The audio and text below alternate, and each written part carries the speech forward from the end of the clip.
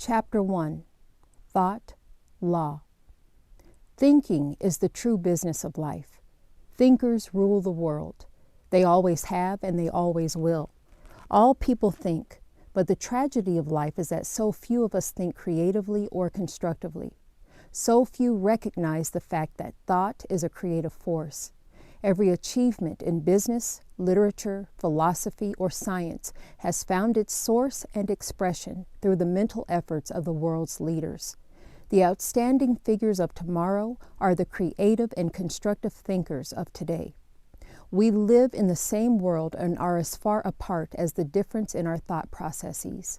Some fail while others succeed. Some are sick, others are healthy. Some are miserable, others happy. We all want to blame luck or fate or some one of our fellow men, but the difference is within ourselves. We are the product of our prevailing habits of thought. Each of us is building his own world from within. Thought is the builder. Subtle, vital, irresistible, omnipotent, and according as we use our thought forces do they bring us joy or sorrow, peace or pain, success or failure. Men, events, and conditions are relative only.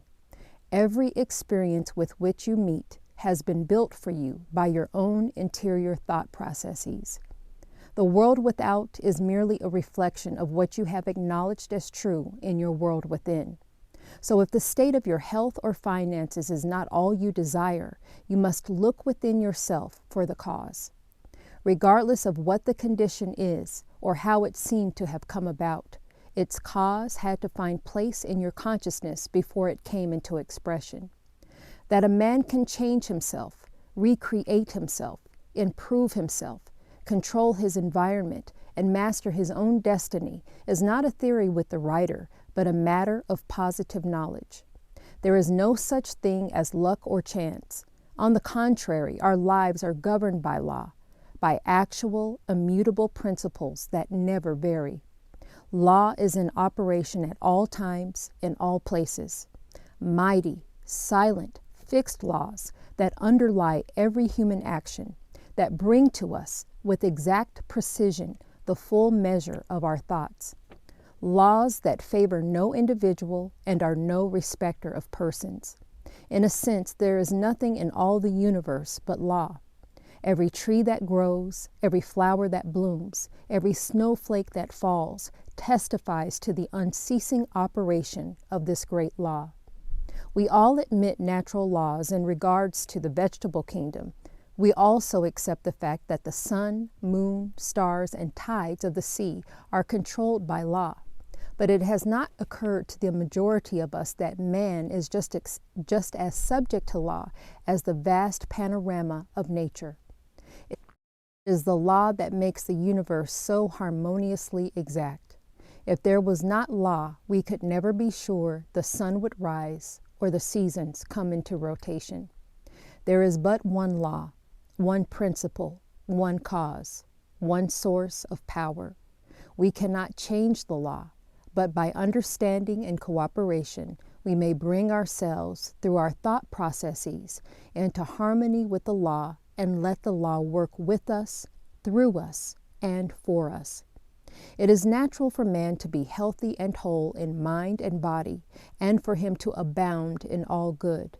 When one learns this truth and lives in accord with the laws of his being, health and prosperity spring forth naturally and abundantly.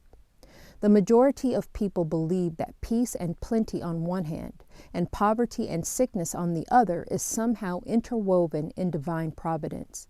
But those who know the truth understand that life, health, and abundance are a natural law of the universe, and thought is the active principle by which we are related to the things we need and desire. Thoughts are things. Thought causes vibration and sets in motion the law of mind. Since everything has its beginning in mind, and as thought, which is mind in action, produces form, we realize that thought is creative.